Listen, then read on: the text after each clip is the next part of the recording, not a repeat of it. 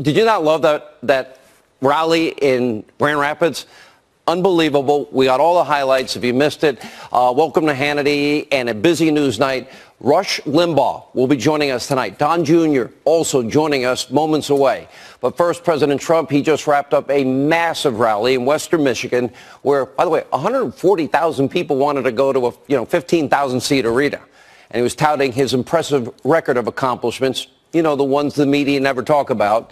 And despite facing a political witch hunt for over 2 years, the president has guided this country on the right path with regulations and tax cuts and energy independence for the first time in 70 years, a booming economy, record low unemployment for African Americans, Hispanic Americans, Asian Americans, women in the workplace, and youth unemployment. The U.S. is now again the leader and the envy of the world. Why do you think so many people want to come here? Now, the haters were wrong. The media lied for 2 consecutive plus years. The deep state, thankfully, has now been exposed, and those responsible will be held accountable. For the president, who promised to make America great again. When people wear that hat, it's a trigger for the left. Promises made, promises kept. Let's take a look. This has been an incredible couple of weeks for America.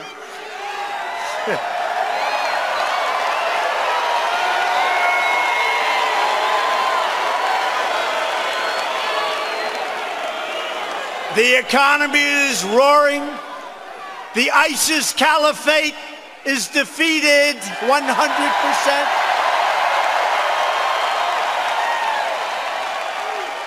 And after 3 years of lies and smears and slander, the Russia hoax is finally dead.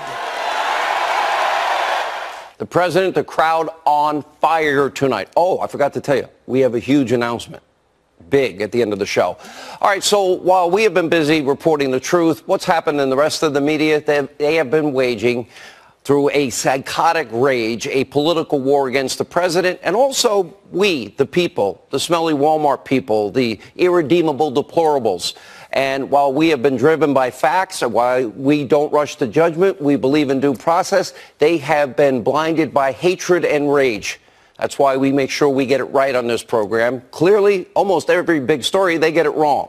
That's why poor Rachel Maddow with her tinfoil hat conspiracy hat, has lost all credibility. Why CNN and NBC are now experiencing dramatic ratings decline so precipitously, it's unreal and deserved. And that's why the tinfoil hat conspiracy theorist, Adam Schiff, the only one left standing, facing urgent calls, rightly so, to resign from his position atop the House Intel Committee. Take a look. Your willingness to continue to promote a demonstrably false narrative is alarming. The findings of the special counsel conclusively refute your past and present assertions and have exposed you as having abused your position to knowingly promote false information. As such, we have no faith in your ability to discharge your duties in a manner consistent with your constitutional responsibility and urge your immediate resignation as chairman of the committee. I think it's immoral. I think it's unethical. I think it's unpatriotic. And yes, I think it's corrupt and evidence of collusion. I don't think it's okay that his attorney lied to our committee. There's a different word for that than collusion, and it's called compromise. I will not yield. Mr. Ambassador, you don't yield because you just made some things about all of us that I think we all should get the opportunity to respond to. You're going to say we. Now remember, it was known leaker and liar Adam Schiff, we call him the cowardly Schiff on this program, who claimed to have clear evidence of Trump-Russia collusion. He was promising that. Now that, of course, Robert Mueller's all-powerful 22 months, $25 million probe found nothing, as did the 9-month investigation of the FBI and the House Intel, Senate Intel committees. He is in Congress still claiming to have the smoking gun evidence that those 4 investigations did not find. President Trump, well, he's calling out the cowardly Schiff. Take a look. Little pencil neck Adam Schiff.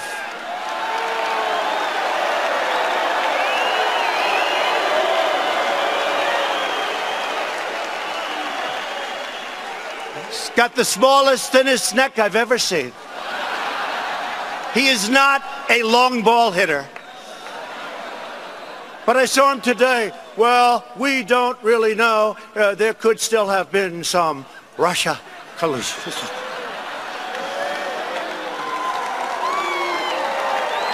Sick, sick. These are sick people. And there has to be accountability because it's all lies, and they know it's lies. There has to be accountability. President's right. He was on fire tonight. Now, we have invited many times the cowardly Schiff on this program. Present his damning evidence, the one that the FBI, the House Intel, the Senate Committee, and Robert Mueller didn't find about Russia collusion. Come make your case. He's always declined coming on this program, and I offered 3 hours of radio. That's because he's been lying to you, the American people, for political gain. But guess what? We're announcing tonight on this program that I have my own dossier on the cowardly Schiff. Basically, him in his own words for 2+ years. We'll play him in his own words. Now, remember when he actually was caught on tape colluding with people that he actually believed were Russian sources, trying to get compromising materials on Trump to impact our electoral system? Oh, he's caught on tape colluding. You cannot make this up. This is how dumb this man is. Take a look.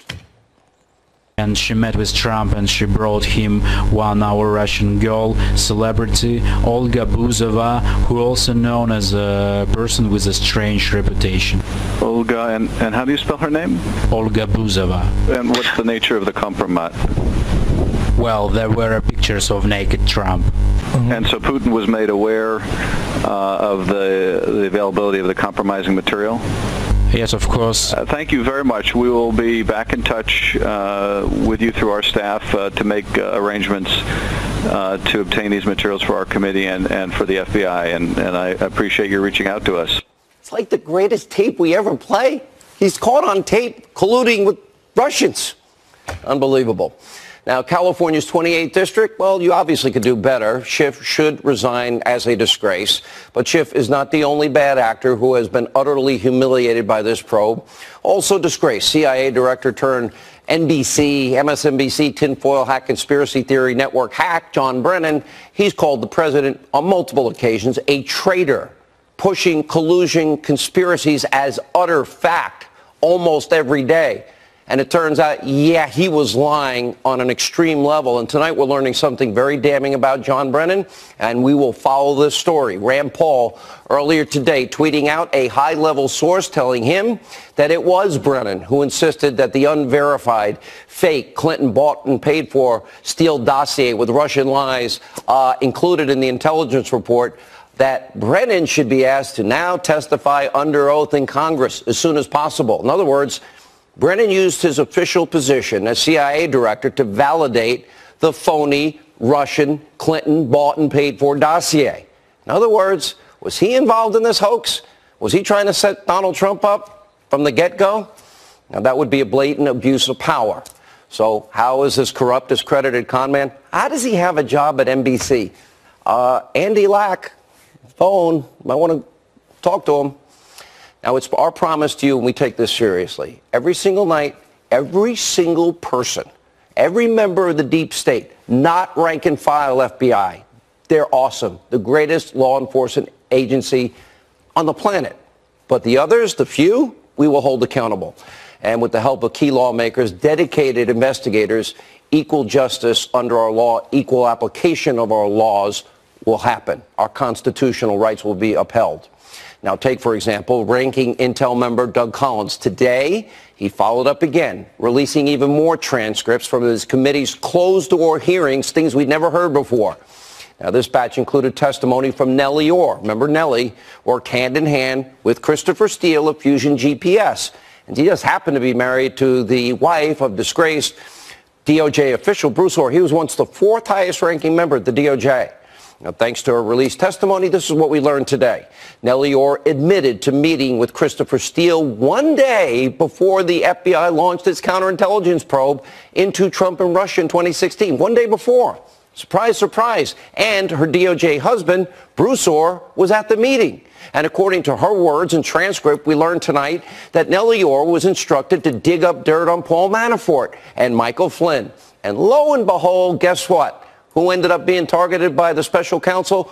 Paul Manafort and Michael Flynn.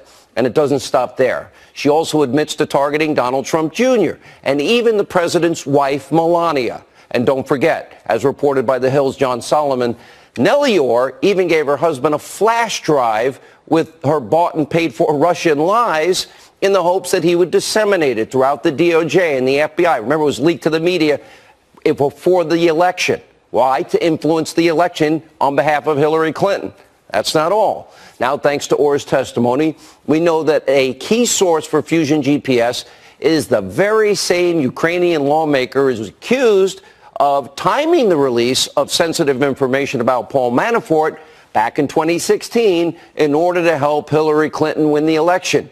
Ukrainian interference in our elections with Hillary, with real evidence. They have a tape in that case. Now get this. Irony of all ironies. A court in Ukraine ruled back in December those actions amounted to meddling in the 2016 American presidential election. So, yeah, there was collusion in 2016, bought and paid for by the Clinton campaign, the DNC. Now on the good side, let not your hearts be troubled. The deep state's day of reckoning is just around the corner. Next week, Congressman Devin Nunes will be issuing criminal referrals, many of them targeting those who have lied to Congress, committed a criminal conspiracy. There are going to be people now investigated, as we have been calling for over 2 years. President Trump has also, last night on this program, he has vowed to release all FISA documents surrounding Carter Page, a Trump campaign associate. They spied on him. They denied him his constitutional rights at the height of the election, which gave him a backdoor to spy on the Trump campaign. A few corrupt deep state bureaucrats, with the help of Hillary Clinton's bought and paid for phony, lying Russian dossier. Now, earlier, President Trump had this to say about the biggest abuse of power corruption scandal in American history that the media has ignored. Take a watch.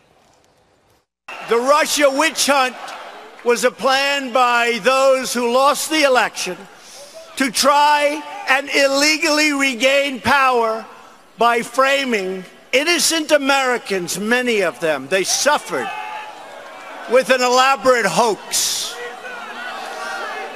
They wanted to destroy a movement like our country has never seen before. The Democrats have to now decide whether they will continue defrauding the public with ridiculous